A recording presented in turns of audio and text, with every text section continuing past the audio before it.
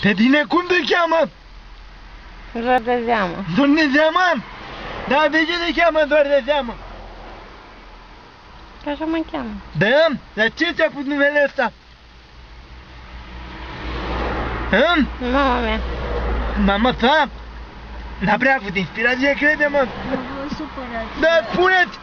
Spune, maică, spune! Suferiți de o boală? Nu suferi de nicio boală, tataie! Dar eu am prins primul război mondial, al doilea război mondial, al treilea război, nu că ăsta n-a fost încă. Și am prins Revoluția! Ai prins Revoluția, maică? Nu știu. Cum nu știi? Al 99 a fost Revoluție! Cum nu știi? Cum a fost la Revoluție? Pe să-ți povestesc eu ție! A făcut baricadă la universitate! Mam, nebunie! Pum, ziceau ăia! Toți erau teroriști, toți erau revoluționari! A venit unul, Johnny Zâmbinescu, și s-a dat el mare revoluționar după aia, să Dar tu vezi? cum ai scăpat de acolo? Eu aveam o șubă groasă și m-am ascuns sub un tir, maică! Sub un tir, înțelegi? Norocul meu că a fost șoferul prea beat ca să poată să pornească! A încercat, dar nu i-a reușit niciodată! Și-am dormit vreo 2-3 nopți acolo! Că lângă mine era o unitate, trăgeau tucu. Mamă, mi-era o frică, pipilicu, dar nu puteam. Și am stat așa să făcuse verica, dar Gheorghe Hagi de acolo era mare fotbalist, pe cuvântul meu. Da, de băut, de mâncat ce azi nu.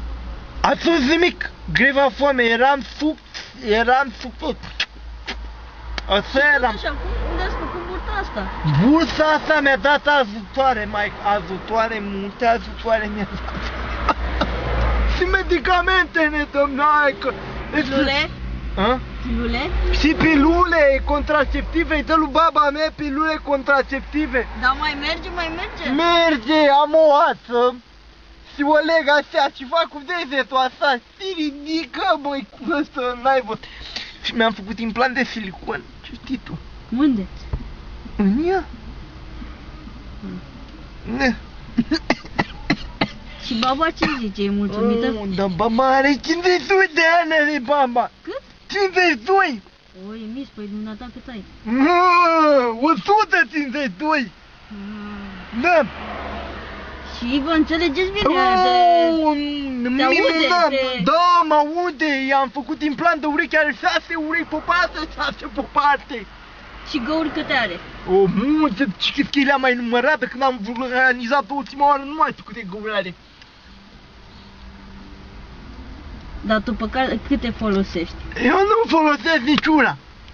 Eu folosesc toate, gura, nasul, urechile, cealelalte fiziologice, mă înțelegi? Nu poți acum, stăm cu obraz, am prins 2 războaie și o revoluție la viața mea.